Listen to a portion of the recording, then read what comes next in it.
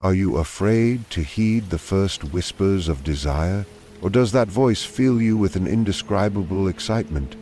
Perhaps this topic is one of the most intriguing, hidden, and captivating aspects of human psychology. In daily life, constantly overshadowed by social norms and personal boundaries, there's an energy that is both very much alive and immensely powerful. Sometimes it comes in a glance, sometimes in a dream, and sometimes in a fantasy, tucked away in the farthest corner of our minds. And we often ignore just how potent this force can be. Imagine pausing for a moment and asking yourself, which forbidden desire excites me the most, and why am I too afraid to admit it?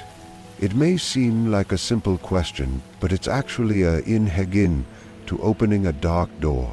Once you step through, you encounter a mix of longing, passion, repressed urges, and perhaps a host of feelings you can't even confess to yourself, those that society labels as shameful. At this point, it's natural to take a small step back. Picture a voice whispering, "Are you ready?" drawing you into the dark. Waters of desire, fear, and excitement are intertwined. Even trying to define desire can bring a certain uncertainty, a strange energy like the feeling of biting into a forbidden fruit. On one hand, you want to be cautious so you don't get hurt. On the other, you're compelled to pursue that unknown allure. So how does this feeling develop within us? From a very young age, we experience it in various ways, which we then transform internally through cultural codes and family teachings. We'll lay out the ideas of Freud, Jung, and other psychoanalysts on the table. But first, can you recall those moments when you were startled by the whisper of your inner urge walking down the street, and suddenly locking eyes, a feeling creeping into you in the dead of night, or your heart racing a bit faster during a movie scene? These might be the first whispers of desire. Think about it. How seriously do you take those whispers, or how much do you suppress them now? Let me ask you, have you ever found yourself so overwhelmed by this feeling that you didn't know what to do? The answer to this question might be the first hook of our journey. If your answer is yes, perhaps you are already ready to discover what place desire holds in your life. On the other hand, if you say no, I've never felt anything like that, maybe you have defense mechanisms strong enough to prevent your own repressed emotions from surfacing. Both sides are worth examining. Are you ready to explore? When we look at desire from a psychoanalytic perspective, it's almost impossible to proceed without referring to Sigmund Freud's theories. Freud examined the human mind by dividing it into layers. The ID, the most primitive and unconscious layer, the ego above it, and the superego, representing social rules and moral values. Desire first presents itself as the voice of the id primitive, uncensored and direct. Think of a child proclaiming, "I want this and I want it now." It represents sexual wants, libido, longing and pleasure. Meanwhile, the ego tries to shape this urge in a way that aligns with reality. You have this urge right now, but you can't just fulfill it in front of everyone. The superego, in turn, shoulders the teaching of society and family, and acts as a stricter overseer. This is wrong, it's shameful, it's forbidden.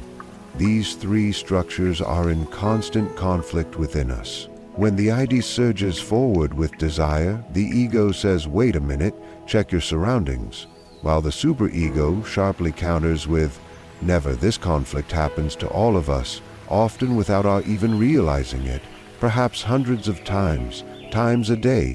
For instance, let's say you lock eyes with someone incredibly attractive while walking down the street. The ID whispers, "Show interest. Talk, touch, feel." The ego rationalizes, "You don't know them yet. Maybe just say hello quietly." Or, "Don't get involved at all," the superego says. "Such behavior in public isn't acceptable. Keep control." So what do you do in that situation? Who wins, or is some compromise reached? Freud's theory of the mind tries to explain the psychological underpinnings of desire in exactly this way. According to Freud, repressing this drive can lead to various neuroses and internal conflicts over the long-term repressed desire is pushed into the unconscious, where it continues to manifest in different guises. You might see traces of it in a burst of anger during the day, in a nightmare, or when you awaken from peculiar dreams. Have you ever felt inexplicably tense for no apparent reason? Think about it. Freud also introduced the concept of sublimation, the process of directing the energy of desire, libido, toward more socially acceptable or recognized creative, artistic, scientific, or social endeavors. In other words, channeling this powerful energy into something productive and creative. Some people become writers, funneling their desires into fictional worlds. Some turn to painting, transferring that intense feeling of desire onto the canvas.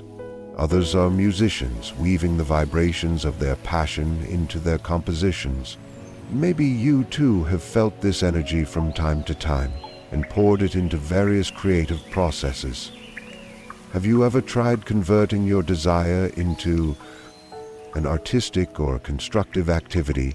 For those who say yes, maybe you noticed a deep passion taking hold of you when you took up music, painting, or writing. Which brings up another question.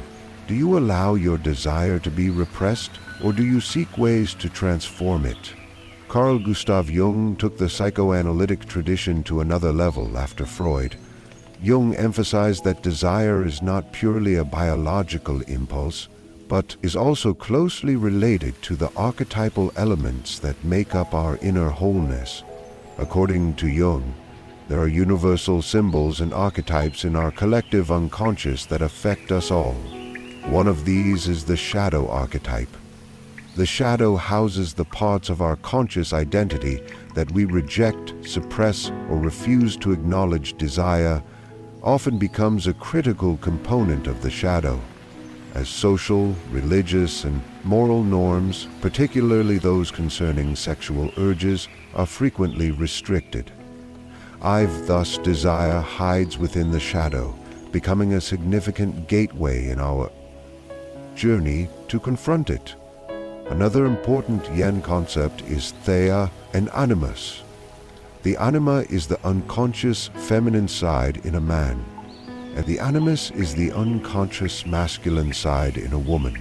The roots of desire are closely tied to how balanced or imbalanced these energies are. A man's anima shapes his desire through the feminine energy he connects with. Likewise, a woman's animus influences how she expresses desire through the masculine energy she engages. Have you ever wondered how your repressed masculine or feminine side affects your desire? Have you ever felt that you were too timid or overly bold in expressing desire? The problem may well lie in the balance of these inner energies. Mythological stories are full of gods and heroes experiencing passionate adventures, often representing the shadow in Greek mythology.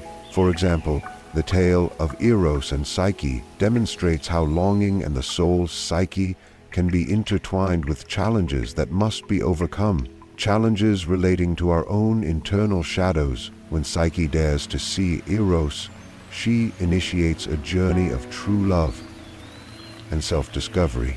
This is a metaphor for how desire and longing can be destructive, yet also transformative. Jung's approach sees desire not merely as something to be suppressed or controlled, but as an opportunity to achieve our own inner wholeness. Does confronting your shadow sound frightening? Yes, but without that confrontation, desire remains hidden in a dark cavern, liable to emerge uncontrollably at unexpected times. Are you ready to face your own shadow and listen to Yora or Animus, or does that thought scare you? Think about it. Desire is not limited to individual experiences. Let's take a look at how it appears in myth and popular culture. In mythological character lives, desire often leads to immense disasters or legendary transformations in Greek mythology.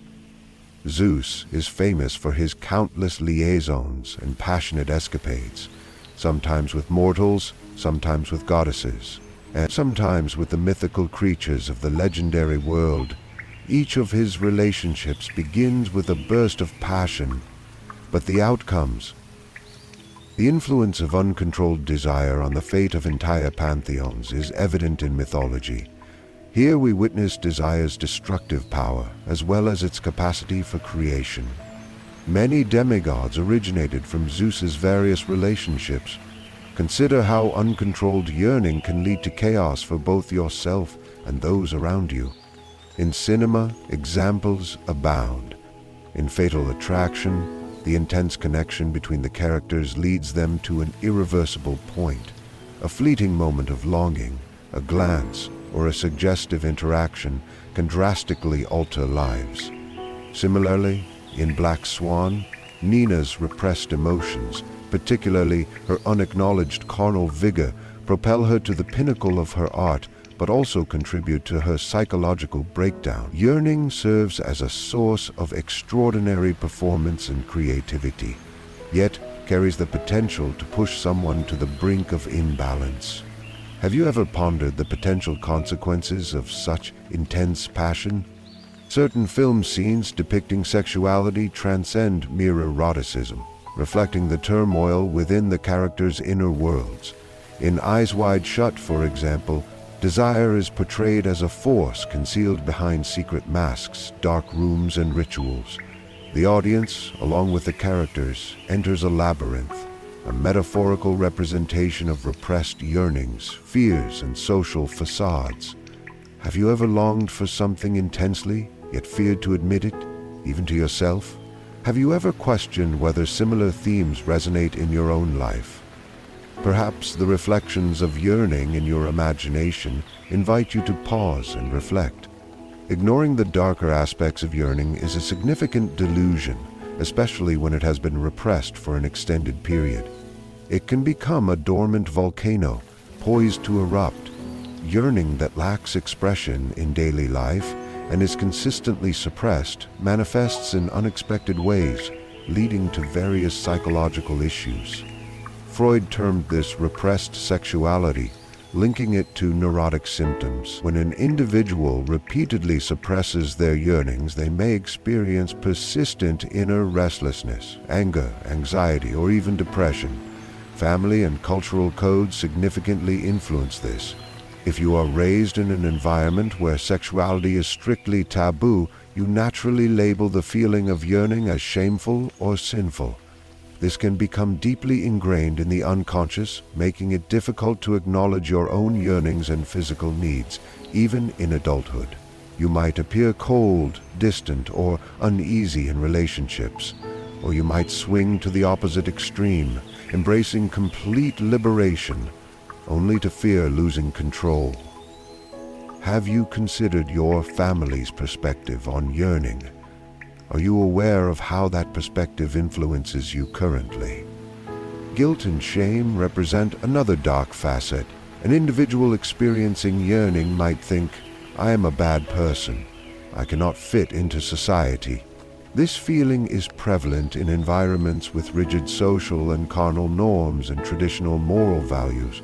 Feeling unworthy or guilty simply for experiencing carnal impulses can severely damage self-respect, impair mental well-being, and hinder the formation of intimate relationships. If asked whether you are prepared to confront your feelings of guilt or shame regarding your yearnings, certain memories might surface. Have you examined the source of your repressed impulses or internal conflicts? Or is it easier to keep that door closed? How can such a potent emotion be transformed into something constructive? Freud's concept of sublimation is key. Sublimation involves channeling carnal energy, libido, into more acceptable or socially recognized creative, intellectual, or artistic endeavors. Instead of repressing intense yearning, you provide it with an outlet. Some individuals write, expressing their yearnings through fictional characters. Others paint, using colors to capture the intensity of yearning. Some turn to music, weaving the vibrations of their passion into compositions. Perhaps you have also experienced this energy and channeled it into a creative pursuit. Have you ever felt overwhelming yearning and chosen to create something rather than suppress it? Sublimation transforms the life energy provided by yearning into a positive, constructive force. This can fuel not only works of art, but also scientific discoveries and social movements. Throughout history, numerous artists, writers, and thinkers have channeled their internal passion and longing into their works. This creative energy can foster personal growth and enable individuals to make a social impact. This is the transformative aspect of yearning. Sublimation is not a panacea. For some, immersing themselves in art or science may not suffice to manage their yearning, as the root of yearning often involves bodily and emotional fulfillment. However, sublimation avoids complete repression by transforming it into a source of creativity. Building, creating, and sharing can reveal the positive side of yearning. Have you discovered a space where you can transform your own yearning, or do you still believe this feeling can only cause harm and must be concealed? Beyond theoretical frameworks, it is crucial to address how to manage yearning in everyday life. Even in ordinary moments, a spark can ignite it, influencing thoughts and actions. Practical steps are essential. Cultivating awareness is highly beneficial in recognizing yearning throughout the day. Observe your body's signals. When does your heart race? Which thoughts coincide with the rise of yearning? Ask yourself, what is happening in my body right now? Which sensations have intensified? How is my breathing? Maintain an observer's perspective rather than a judgmental one. Smells, sounds, or images can trigger yearning. Recognizing these triggers allows for conscious management and direction rather than repression.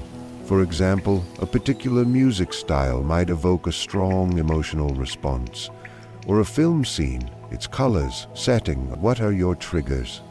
Unexplained yearning can create imbalances, especially when it violates social or personal boundaries. Setting and respecting your own and others' limits reveals the healthy side of yearning and forms the foundation of respectful relationships. Exploring your inner world through writing can surface suppressed feelings. Keeping a private, honest journal about your thoughts on yearning helps identify patterns, triggers, emotional fluctuations, and facilitates conscious decision-making. Seeking professional help is sometimes crucial. Yearning can be overwhelming, leading to feelings of helplessness or guilt. Psychological support, such as sexual or psychoanalytic therapy, can facilitate freedom and restructure these feelings. Seeking help is a sign of awareness and courage. Practical steps encourage viewing yearning as a companion rather than an enemy. This companion can bring inspiration, excitement, and vitality, but if unrecognized or uncontrolled, it can become a storm. Are you ready to embrace it safely? Properly understood and managed, yearning can grant tremendous vitality, creativity, and self-confidence. Exploring oneself and expressing impulses constructively leads to transformation, impacting other life areas. You might become more driven in your career, genuine in your social circle, and open in communication. Being at peace with your yearnings, body, and emotions adds integrated self-confidence. However, let's not forget, it's vital to remember that yearning can be profoundly destructive in relationships, especially in partnerships where fidelity is paramount. Unconscious yearning can lead to infidelity, jealousy, manipulation, and a host of detrimental emotions and behaviors. This not only affects the two individuals involved, but also impacts the entire family, social circle, and even work life if children are present. The most severe consequence might be losing self-respect, families fracturing from a fleeting moment of passion, friendships dissolving, and trust evaporating. Have you ever witnessed or even experienced something similar? Reflect on it. Yearning is akin to a potent fire. It both warms and scorches. Consider a simple example. On a film set, the chemistry arising from attraction between co-stars can enhance the atmosphere, yet if left unchecked, it can damage both professional and personal lives. This is where the personal benefit we've discussed comes into play. If you recognize your yearning and learn to channel it, you can infuse dynamic energy and passion into your life. By allowing your creativity to flourish, you can cultivate more fulfilling relationships, both socially and emotionally. However, you must learn to manage that fire. Do you aspire to imbue your life with passion and excitement, or do you still perceive yearning as a perilous adversary? Perhaps everything we've discussed feels overly theoretical. Let's illustrate this with a brief hypothetical scenario. Imagine a character named Marlon. She was raised in a family that rigorously suppressed sexuality. The word sex was never uttered openly at home and was consistently met with shame. As Marlon matured, she became increasingly curious about her body, while simultaneously developing deeper feelings of guilt. When she entered her first serious relationship in college, she still struggled to discuss yearning openly. Over time, this resulted in coldness and distance in her relationships. While her partner craved intimacy, she lived in constant apprehension. What if they misunderstand me? What if I'm judged? Years passed, and Marlon commenced her career. Occasionally, the repressed yearning surfaced intensely in her dreams or erupted uncontrollably at unpredictable moments. She might awaken in the middle of the night with her heart pounding, only to dismiss it in the morning. This cycle persisted, and she moved through life like a shadow, never truly knowing her body or her needs. Then, one day, a friend suggested she consult a psych. In therapy, she learned that yearning is a natural human emotion and that she simply needed proper avenues for expression. Consider it. Perhaps you're in a similar cycle. How would you feel? A gradual transformation commenced in Marlon's life. She began with small exercises to reconnect with her body. Then she discovered sublimation. She took up painting, and on the canvas, the vibrant hues reflected the stirrings of her yearnings. Gradually, she became more receptive to emotional intimacy and physical touch. She defined her own boundaries, respected those of her partner, and ultimately reached a point where she could freely embrace her yearning. Through this process, her relationships deepened and became more sincere. Are you prepared to allow your own transformation to begin? Perhaps some of you are thinking, yes, I'm ready. Have you considered how suppressed yearning impacts your own narrative and which transformations could liberate you? Yearning is integral to being human. Rather than ignoring it, relegating it to the shadows, or allowing it to run rampant, it's possible to understand and manage it. At this juncture, here are a few suggestions and a final perspective. Learn about yearning, read research, educate yourself, from psychoanalytic theories to Jung's concept of the shadow. Gaining knowledge can unlock new avenues for self-understanding. When you ask, "Why do I feel this way?" the information you've gathered can guide you. Accept that yearning is normal and natural. This is the initial step in combating guilt and shame. Embracing this truth helps you affirm, "I am worthy. There is nothing shameful about my yearnings," and fosters self-love. If you're in a relationship, don't hesitate to discuss yearning with your partner. Open and honest communication maintains both closeness and personal agency. Being candid about your expectations, fears, and desires strengthens a relationship. Whether it's psychotherapy, sexual therapy, or personal development seminars, professional support can be immensely beneficial in reshaping your relationship with yearning. Collaborating with an expert mirrors your unconscious processes and can expedite your transformation. Normalizing yearning rather than viewing it as taboo can help us cultivate a healthier society. Any impulse that cannot be openly expressed risks becoming toxic. In our education system, families, media, and the art world, adopting a more thoughtful and respectful perspective on sexuality is pivotal for social progress. From a universal standpoint, yearning impacts not only individual identities, but also the collective psyche of humanity. Repressed impulses can manifest in ways that trigger social upheaval or even war, while also influencing artistic creations.